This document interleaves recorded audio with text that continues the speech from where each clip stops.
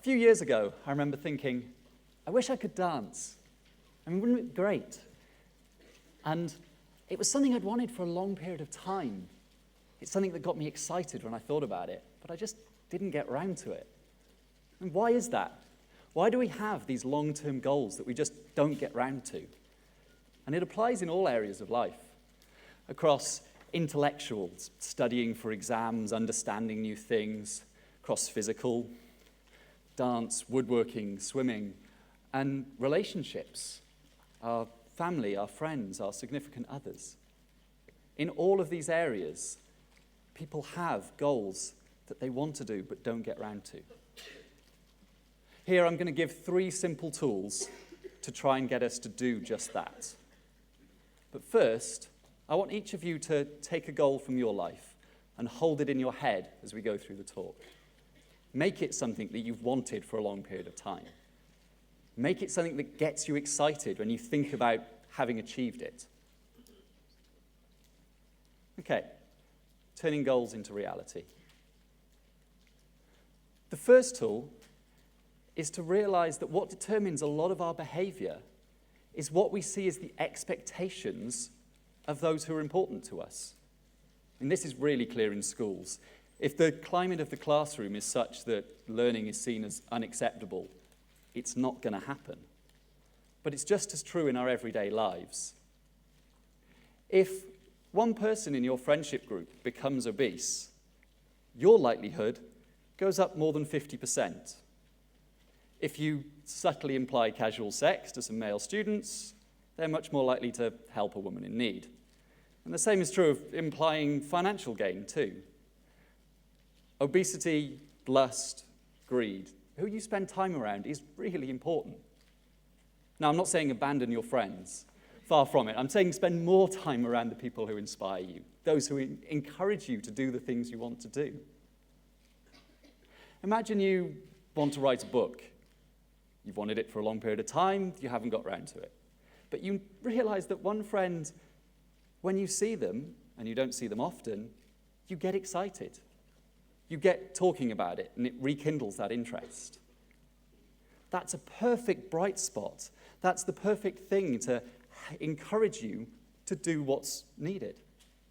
So be proactive in looking for the times where what you want is already occurring. Look for those bright spots. In my life in dancing, I did eventually get into it, but to start with, my close social group didn't dance. And then when I got introduced to some people who did, I hung out with them not because I wanted to get better, but because they were my friends, and that instilled a social norm. Interestingly, you don't have to meet these people face to face. Your role models can be from the news you read and the books you read. If you want a mindset of practice for sports, read some books by sports people. Read Mindset by Carol Dweck, The Practicing Mind, Expert in a Year. That will instill a social norm in you. So think to the goal you had at the start. Who are you around when it's going well? Who are you around when you get inspired? And how can you encourage that to happen more?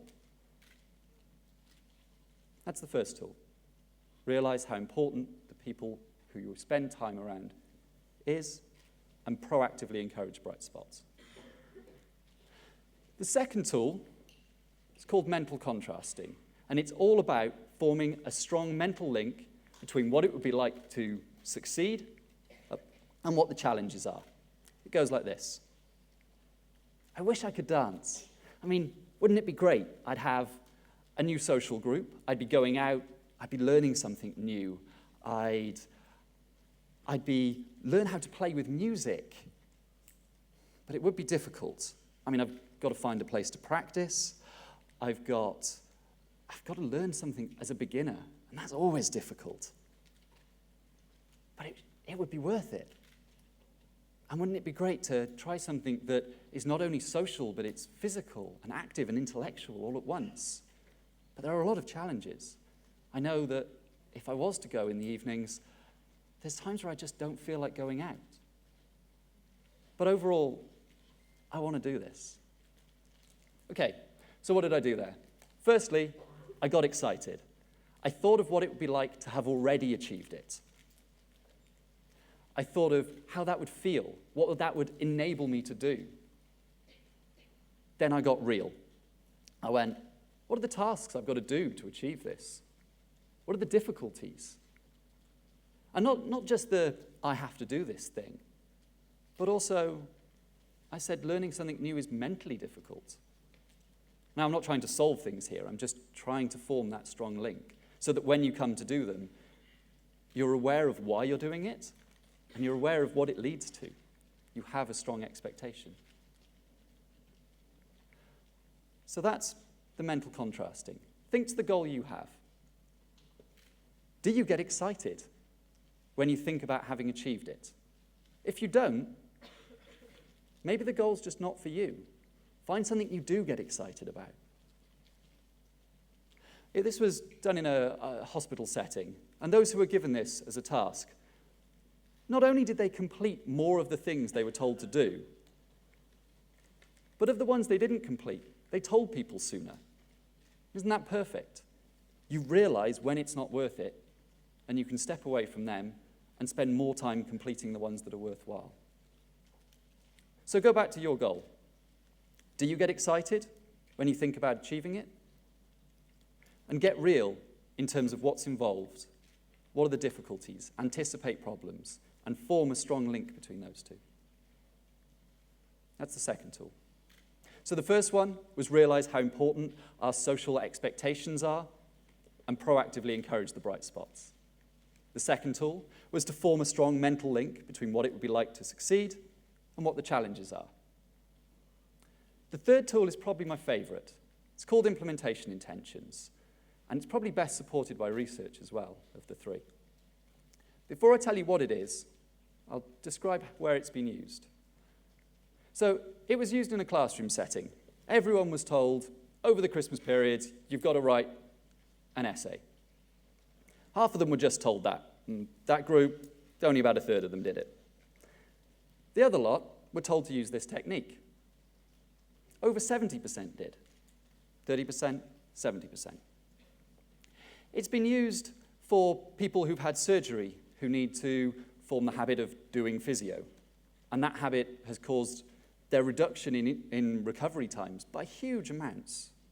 It's been used for people with schizophrenia. It's been used for people on heroin withdrawal. It's been used for people with arachnophobia, which is a subconscious fear of spiders. Something really powerful is going on here. And what is it? It's as simple as forming a strong mental link between when you're going to do something and what you're going to do. Specifically, that first step. When I first wake up tomorrow, I'm going to search for dancing, see where some classes are. But it doesn't just have to be the tasks. During this mental contrasting, you came up with some difficulties. You came up with some challenges and anticipations. When I get home and don't feel like going out, then I will make myself some food. Because I know personally when I've had some food, I'm a bit more in the mood to go out and go to the dance class or do whatever I need to do. By anticipating these problems and coming up with nice, strong action plans, you're much more likely to achieve your goals. So think to the goal that you had at the start. What were the challenges you had? What were the tasks you had? When do you need to act? And what's that first step? And that's the third one. So where were we? The first tool is to realize how important our social situation is. To look for those bright spots where some of what we want is already happening, and to encourage them. The second tool is to form a really strong mental link between what it would be like to succeed and the challenges and obstacles we face. And the third tool is to take those challenges and obstacles and turn them into the format of, when this happens, I'll do that. Here's to making our wishes come true. Thank you.